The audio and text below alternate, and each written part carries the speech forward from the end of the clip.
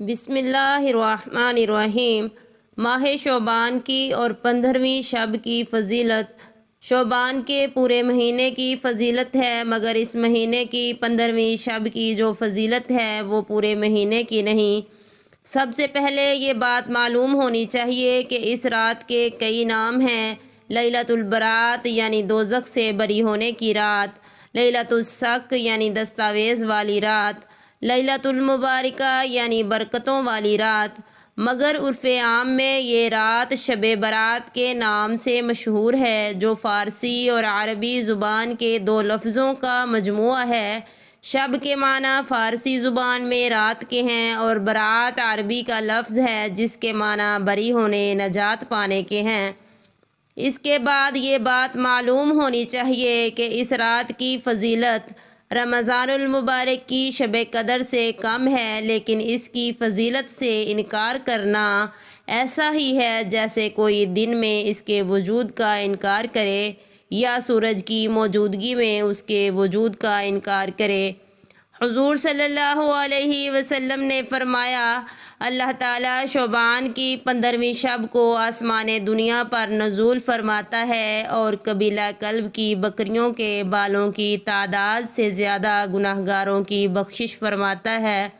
کہتے ہیں عرب میں اس قبیلے کے پاس تقریباً 20,000 بکریاں تھیں۔ اب اندازہ کریں کہ 20,000 بکریوں کے کتنے بال ہوں گے، جن کا شمار کرنا انسان کے قبضے کی بات نہیں۔ اس طرح اس رات میں کتنے لوگ دوزخ سے بری کیے جاتے ہیں، وہ بھی انسانی حساب سے باہر ہے۔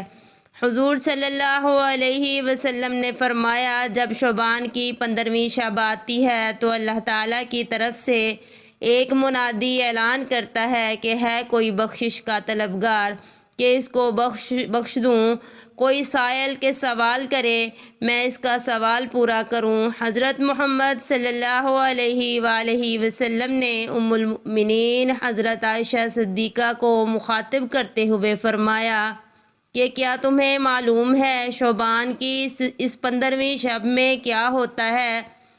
حضرت عائشہ صدیقہ رضی اللہ تعالی عنہ نے دریافت کیا کہ کیا ہوتا ہے؟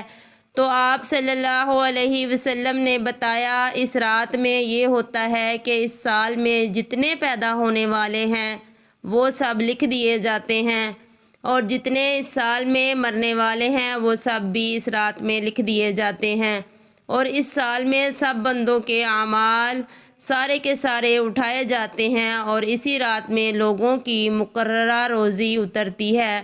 بزرگ فرماتے ہیں کہ اعمال کے اٹھائے جانے کا مطلب یہ ہے کہ اعمال دربار خداوندی میں پیش ہوتے ہیں، اور روزی اترنے کا مطلب یہ ہے کہ ایک سال میں جتنی روزی انسان کو ملنے والی ہے وہ سب لکھ دی جاتی ہے۔ حضور نبی کریم صلی اللہ علیہ وسلم کا اس رات میں کیا معمول ہوتا تھا کہ وہ ام المؤمنین عائشہ صدیقہ کی اس حدیث سے پوری طرح واضح ہو کر سامنے آ جاتا ہے۔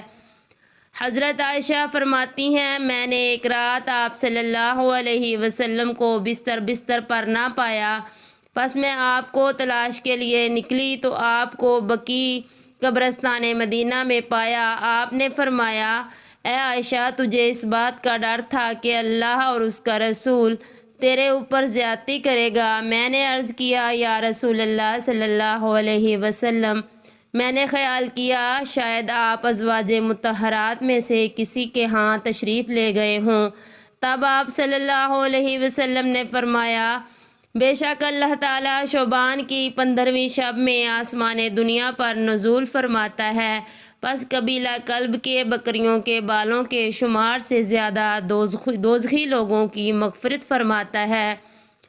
حضور صلی اللہ علیہ وسلم کی دعائیں، یا اللہ میں تیرے عفو کی پناہ چاہتا ہوں، تیری سزا سے اور تیری رضا کی پناہ چاہتا ہوں، تیرے غصے سے پناہ چاہتا ہوں، تیری سختیوں سے یا اللہ میں آپ کی تعریف کا شمار نہیں کر سکتا۔ آپ کی ذات ایسی ہی بلند ہے، بلند و بالا ہے جیسے آپ نے خود فرمایا۔ حضرت عائشہ نے دریافت کیا، یا رسول اللہ صلی اللہ علیہ وسلم، رات کو یہ دعا پڑھ رہے تھے تو آپ صلی اللہ علیہ وسلم نے فرمایا ہاں تو ابھی تو بھی یہ کلمے یاد کر لے اور دوسروں کو بھی بتا دے۔ جبرائیل علیہ السلام نے مجھے یہ کلمے سکھائے ہیں اور کہا ہے ان کلموں کو سجدوں میں بار بار پڑھا کرو۔ حضرت ام المؤمنین ام سلمہ رضی اللہ عنہا فرماتی ہیں کہ میں نے رسول اللہ صلی اللہ علیہ وسلم کو رمضان اور شعبان کے علاوہ اور کسی مہینے میں متواتر روزے رکھتے ہوئے نہیں دیکھا۔ حضرت اسامہ رضی اللہ عنہ نے ایک مرتبہ دریافت کیا یا رسول اللہ صلی اللہ علیہ وسلم میں آپ کو شعبان میں زیادہ روزے رکھتے ہوئے دیکھتا ہوں، اس کی کیا وجہ ہے؟ آپ صلی اللہ علیہ وسلم نے فرمایا کہ شعبان کا مہینہ جو رجب اور رمضان کے درمیان ہے لوگ اس کی فضیلت سے غافل ہیں۔ اس مہینے میں اللہ رب العالمین کے حضور میں لوگوں کے اعمال پیش کیے جاتے ہیں۔ میری آرزو یہ ہے کہ جب میرے اعمال پیش ہوں تو میرا شمار روزہ داروں میں ہو۔ ایک عورت رجب کے مہینے میں روزے رکھتی تھی تو آپ صلی اللہ علیہ وسلم کو اس کے متعلق بتایا گیا فلاں عورت رجب کے مہینے میں روزے رکھتی ہے، تو آپ صلی اللہ علیہ وسلم نے فرمایا اگر اس عورت کو نفلی روزے رکھنے ہیں تو شعبان کے مہینے میں رکھا کرے۔